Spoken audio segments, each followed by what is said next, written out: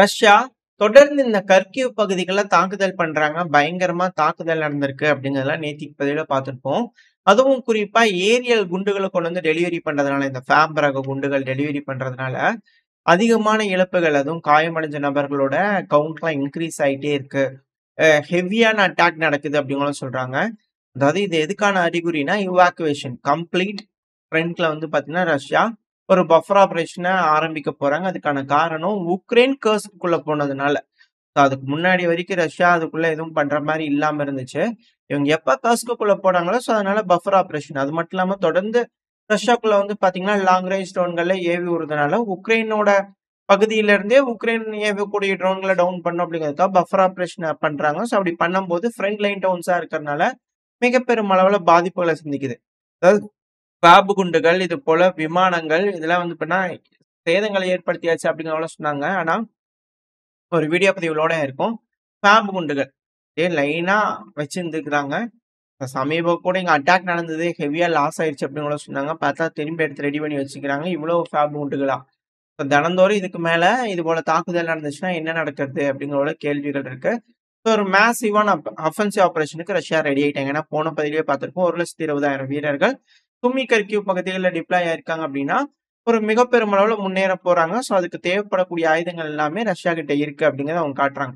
அது மட்டும் இல்லாம அடுத்த பேட்சான டேங்க்கள் T-80 ரக டேங்க் மாடர்னைஸ் பண்ணப்பட்ட டேங்க வந்து பார்த்தீங்கன்னா, ரஷ்ய தரப்பு வந்து அடிச்சு வெளிய அனுப்பி விட்டுருக்காங்க. நாங்க எடுத்துட்டு போங்க அப்படிங்கிறது போல அடுத்த ட்ரெயின் வந்து பார்த்தீங்கன்னா வந்துகிட்டு இருக்கு. அதாவது தொடர்ந்து இது போல ஃப்ரண்ட் லைனுக்கு வரக்கூடிய டேங்க்கள் வந்து பண்ண பார்த்துக்கிட்டு இருக்கோம். சாங்ஷன் அப்படின்னு கூட சொல்றாங்க. ரஷ்யா யூஸ் பண்ணக்கூடிய மிசைல்கள், ஆயுதங்கள் இதெல்லாம் பெருமளவுல சிப்பு மேற்குலக நாடுகள் தான் தருது அப்படின்னு கூட சொல்றாங்க. இருந்தாலுமே சாங்ஷன் அத்தனையும் தாண்டி ரஷ்யா இது போல செஞ்சு செஞ்சு ஃப்ரண்ட் லைனுக்கு கொண்டு வந்துட்டே இருக்கிறாங்கன்னா, மேலும் மேலும் சந்தேகத்தை ஏற்படுத்துது. அதாவது சேல்ஸ் வேணும் அப்படிங்கிறதுக்காக இவங்களே இது தொடர்ந்து பண்ணிட்டு இருக்கிறாங்களே, ரஷ்யா அதிகமா சிப் வாங்குறாங்க. அதனால நம்ம ஒரு சைடு வித்து லாபம் பார்த்துக்கலாம்.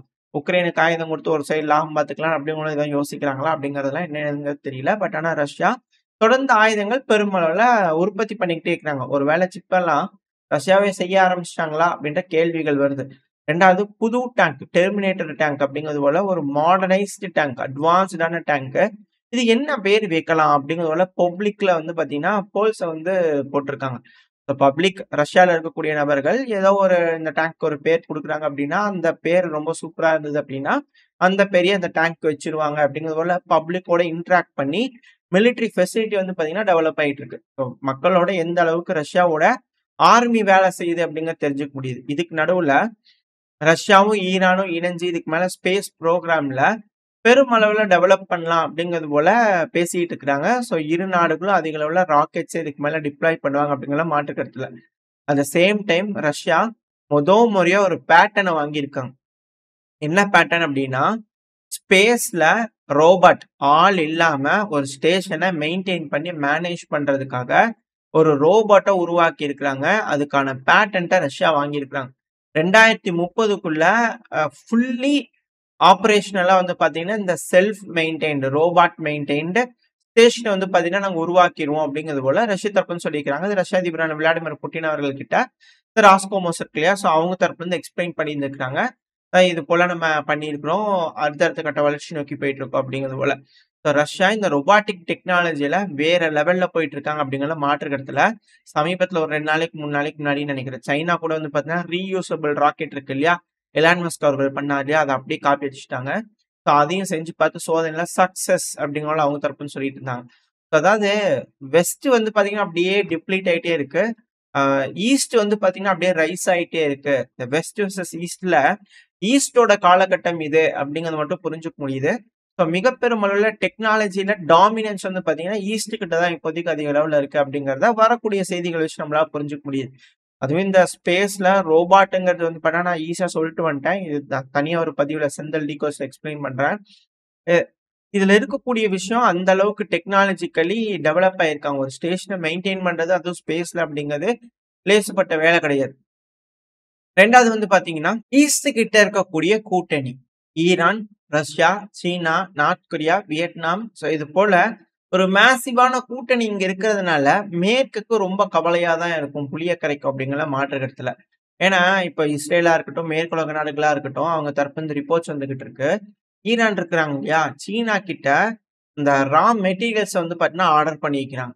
இதுக்கு வந்து பார்த்தீங்கன்னா, வேற நாடுகள் வழியா தான் போய் ஆகணும் அப்படிங்கிற தேவையெல்லாம் கிடையாது. ஈரான், சீனா கிட்ட இருந்து வாங்கிக்குவாங்க. ஸோ அப்படி வாங்குறாங்க அப்படின்னா, ஏன்னா ஆயில்லாம் கூட வந்து பார்த்தீங்கன்னா, இதுக்கப்புறம் ஈரான் அ டைரக்ட்டா சீனா கிட்ட இந்த காஸ்பியன் சி வழியா ஏற்றுமதி பண்ணலாம் அப்படிங்கிறதுக்கான டீலு.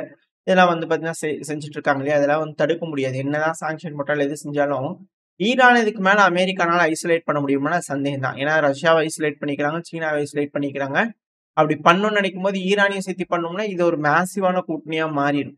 ஸோ அதனால இது எல்லாத்தையும் தனித்தனியா தான் டீல் பண்ணி வைக்கணும். ஏதோ ஒரு இடத்துல மேற்கு தப்பு பண்றாங்க அப்படிங்கிறது மட்டும் சில அனலிஸ்ட் தரப்பு வந்து வரக்கூடிய செய்திகள நம்மளால பார்க்க முடியுது. இதுல என்னன்னா, இப்ப ரா மெட்டீரியல் ஆர்டர் பண்றாங்க இல்லையா? ஸோ இந்த ரா மெட்டீரியல் வச்சு 800 பாலிஸ்டிக் மிசைல் கிட்ட வந்து பார்த்தீங்கன்னா, உருவாக்க முடியும் அப்படிங்கிற சொல்லப்பட்டு வருது. அது மட்டும் இல்லாம இஸ்ரேலோட இந்த நியூக்ளியர் ஃபெசிலிட்டீஸோட சில உளவு தகவல்கள ஈரான் சேகரிச்சுட்டு இருக்கிறாங்க அப்படிங்கிறது போல குற்றச்சாட்டுகளும் வந்துகிட்டு இருக்கு. ஒருவேள ட்ரம்ப் அவர்கள் ஆ ஈரானுக்கும் வந்து பார்த்தீங்கன்னா, பேச்சுவார்த்தை சரி வரல அப்டின்னா, கண்டிப்பா இஸ்ரேல் ஈரான் மேல தாக்குதல் பண்ணுவாங்க. இந்த ஃபெசிலிட்டி மேல அப்டின்னு சொன்னாங்க இல்லையா? அதுக்கும் சொல்லிட்டு தான் இருக்கிறாங்க பல அனலிஸ்ட் தரப்புலருந்து. இது மிலிட்டரினாலலாம் வந்து பார்த்தீங்கன்னா, டீகமிஷன் பண்ண வைக்க முடியாது. ஒரு தாக்குதல் பண்றதுனால அது வந்து பார்த்தீங்கன்னா, அழிஞ்சிரும் அப்டின்னு சொல்ல முடியாது. ஏன்னா ரொம்ப அண்டர் கிரவுண்ட்ல இருக்கு. அதுவும் மலைகளுக்கு அடியில இருக்கிறதுனால, அத தாக்கி அழிக்கிறதுங்க ரொம்ப ரொம்ப சிக்கல் தான். அவ்ளோ லேஸ்ல அது நடந்துராது. அதுக்கு பேசாம பேசி இந்த பிரச்சனைய சார்ட் அவுட் பண்ணலாம். ஏன்னா, ட்ரம்ப் அவர்கள் திரும்ப திரும்ப சொல்லிட்டு இருக்கக்கூடிய விஷயம் என்னன்னா, இந்த நியூக்ளியர் என்ரிச்மென்ட்ங்கிறது ஈரான் செய்யவே கூடாது அப்படிங்கிறதுல அமெரிக்க தரப்புலருந்து இருக்கிறாங்க. அடுத்த கட்ட பேச்சுவார்த்தை நடக்குமா? இல்ல நடக்காம போகுமா? என்ன ஏதுங்க தெரியல. அமெரிக்கா பொறுத்தவரைக்கும் 0 வேணுங்கிறாங்க. ஆனா, ஈரான பொறுத்தவரைக்கும் எங்களுக்கு சேஃப்டிக்கு நாங்க சில என்ரிச்மென்ட் பண்ணுவோங்கிறாங்க. இப்ப வெயிட் பண்ணி பார்ப்போம். இதுக்கு நடுவுல ஈரோப் என்ன மாரியான கண்டனங்கள தெரிவிக்குது அப்படிங்கிறது போடலாம். அதுவும் இல்லாம ஈரோப்புக்கு, இஸ்ரேலுக்கு ஏகப்பட்ட விஷயங்கள முட்டிட்டு இருக்கு. உதாரணத்துக்கு சொல்லணும்னா பிரான்ஸு. பிரான்ஸ்ல வந்து பார்த்தீங்கன்னா, ஒரு பாட்டி வந்து பார்த்தீங்கன்னா, கேஸ போட்டுருக்காங்க. என்னோட பேர குழந்தைகள் அவங்கலாம் பிரெஞ்சு சிட்டிசன் தான். அவங்க காசால இருக்கிறாங்க. அந்த டைம்ல இஸ்ரேல் தாக்குதல் பண்ணி 2 பேர் செத்துட்டாங்க. நீங்க கேஸ் எடுத்துக்கணும். மனிதாபிமான அடிப்படையில அவங்க இனப்படுகொலை பண்ணிட்டு இருக்காங்க. இந்த கேஸ் எடுத்து நடத்துங்க அப்படிங்கிறது போல, பிரான்ஸோட கோர்ட்ல வந்து பார்த்தீங்கன்னா, கேஸ போட்டுருக்காங்க. இது எல்லாமே இஸ்ரேலுக்கு எகெயின்ஸ்டாவே இருக்கு.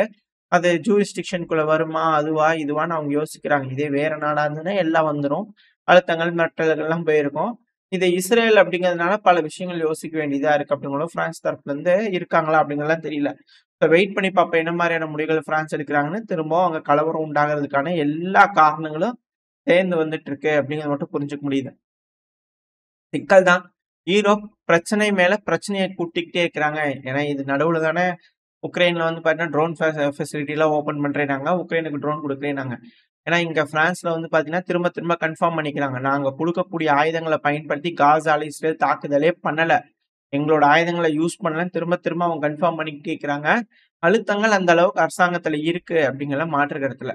இது வந்து பார்த்தீங்கன்னா, மிடில் ஈஸ்ட்ல நடக்கக்கூடிய விஷயங்கள். அடுத்தது அமெரிக்கால வந்து பார்த்தீங்கன்னா, டொனால்டு ட்ரம்ப் அவர்கள் இருக்கிறார் இல்லையா? அவருக்கும் எலான் மஸ்க் அவர்களுக்கும் நடுவுல பிரேக்கப் ஆயிடுச்சு. அது ஆனது ஆனது தான்.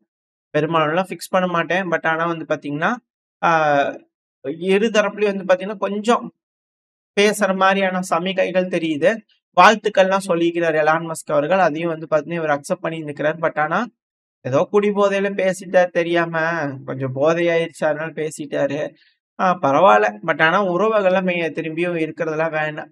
முடிஞ்சது முடிஞ்சதாவே இருக்கட்டும் அப்படிங்கிற ட்ரம்ப் அவர்கள் தரப்புலருந்து இருக்கிறாரு. எலான் மஸ்க் அவர்கள் போட்ட அந்த போஸ்ட் எல்லாத்தையும் என்ன பண்ணா டெலீட் பண்ணிட்டாரு. என்ன ஒரு சோதனை பார்த்தீங்களா? என்னென்ன பேச்சுக்கள் பேசிட்டு இருந்தாரு எலான் மஸ்க் அவர்கள் இந்த லுலா அவர்கள.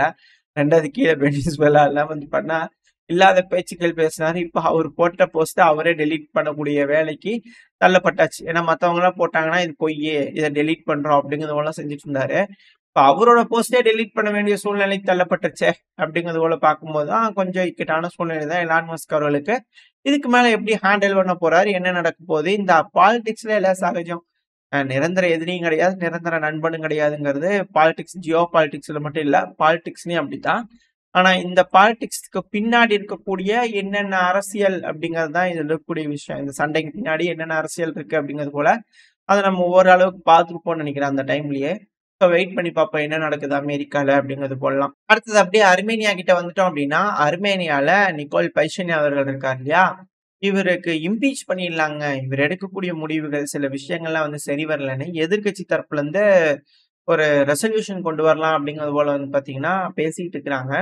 இதுக்கு மெஜாரிட்டி வேணும். இப்போதைக்கு மெஜாரிட்டி கிடைக்குமா எதிர்க்கட்சிக்கு அப்படிங்கிறது ஒரு கேள்விதான். 54 ஓட்டு வேணும். அப்படி வந்ததுனா தான் இவர வந்து பார்த்தீங்கன்னா, தூக்கி எறிய முடியும் பதவியிலிருந்து. அதிபர், பிரைம் மினிஸ்டர் பதவியிலிருந்து. இல்லன்னா சிக்கல் தான். பட் ஆனா இப்போ அர்மேனியால இருக்கக்கூடிய பிரைம் மினிஸ்டருக்கு இப்போ ஒரு அழுத்தங்கள் வந்திருக்கு. பெஷிக்கியான் அவர்கள் எந்த மாதிரியான முடிவுகள் எடுக்க போறாரு? எப்படி இதுலருந்து தப்பிக்க போறாரு? அப்படிங்கிறத பார்த்தரலாம். ஏன்னா நேட்டோ, EU அப்படிங்கும்போது இங்கேயும் ஒரு போர் வந்துருமா? அப்படிங்கிற பதட்டம் வரும் இல்லையா? அந்த ஒரு காரணத்தினால தான். அடுத்து அப்படியே ரஷ்யா கிட்ட வந்துட்டோம் அப்படின்னா, ரஷ்யாவோட ஒரு விமானம், ஃபைட்டர் விமானம் Su-35 ரக விமானத்த சுட்டு வீழ்த்திட்டோம் அப்படிங்கிறதோட உக்ரைன் தரப்புன்னு சொல்லிக்கிறாங்க. வீடியோ பதிவுகள் வந்துகிட்டு இருக்கு. அது Su-35 தானா? அப்படிங்கிறத ரஷ்ய தரப்புலருந்து இன்னும் கன்ஃபார்ம் பண்ணல. பண்ணாங்கன்னா அடுத்தது பேர்ல பார்க்க ஆரம்பிக்கலாம்.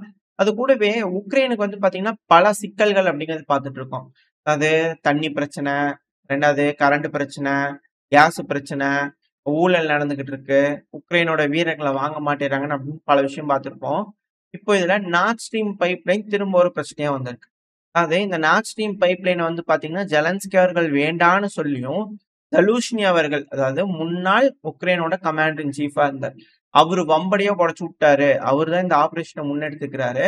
ஸோ அதனால நார்ட் ஸ்ட்ரீம் பைப்லைனுக்கான செலவ உக்ரைன் தான் ஏத்துக்கணும் அப்படிங்கிறத செக் தரப்புன்னு சொல்லிக்கிறாங்க. எல்லா நாடுகள்கிட்ட இருந்து செக் செக்கா வாங்கி வாங்கி செக் வந்து பார்த்தீங்கன்னா, ஆர்ட்டிலரிய உற்பத்தி பண்ணி உக்ரைனுக்கு குடுக்குறேன்னாங்க. சத்தியம் பண்ணி சொல்லியிருந்தாங்க. இப்ப வரைக்கும் அது நிறைவேத்துற மாரி தெரியல. பட் ஆனா, இப்ப திரும்பி இப்படி ஒரு குற்றச்சாட்ட தூக்கி வைக்கும்போது, பல நாடுகளும் ஆமா நார்ட் ஸ்ட்ரீம் பைப்லைன் உடைஞ்சிருச்சு. அதுக்கு நீங்க தான் காசு தரணும் உக்ரைன் அப்படின்ட்டாங்கன்னா, உக்ரைன்கிட்ட என்ன இருக்குன்னு என்னத்த கொண்டு போய் குடுக்க போறாங்க அப்படிங்கிறது தெரியலன்னு பல தரப்புல இருக்கு. ஏன்னா ஆல்ரெடி பாதி 50% உக்ரைன் கிட்ட இருக்கக்கூடிய வளங்கள்ல அமெரிக்கா புடுங்கிட்டு போயிட்டாங்க. இப்ப பாதி பகுதி ரஷ்யா புடிங்கிக்குவாங்க போல தெரியுது. இப்போ பேலன்ஸ்ல எல்லாத்தையும் கடனா குடுத்துக்கிட்டு இருக்காங்க. உக்ரைன்ல ஒண்ணுமே இல்ல. இதெல்லாம் மறுசீரமைப்பு பண்றதுக்கே அதிக அளவுல கடன் வேணும். இப்ப அது எல்லாத்தையும் போக வந்து பார்த்தீங்கன்னா, இப்ப நார்ட் ஸ்ட்ரீம் பைப்லைன்னா அதுக்கு காசு, இதுக்கு காசுன்னு கேட்டாங்கன்னா, எப்படி உக்ரைன் சமாளிப்பாங்க? அப்படிங்கிற போல பல கேள்விகள் வந்துகிட்டு இருக்கு. என்ன நடக்க போகுது அப்படிங்கிறது வெயிட் பண்ணி பார்த்துடலாம்.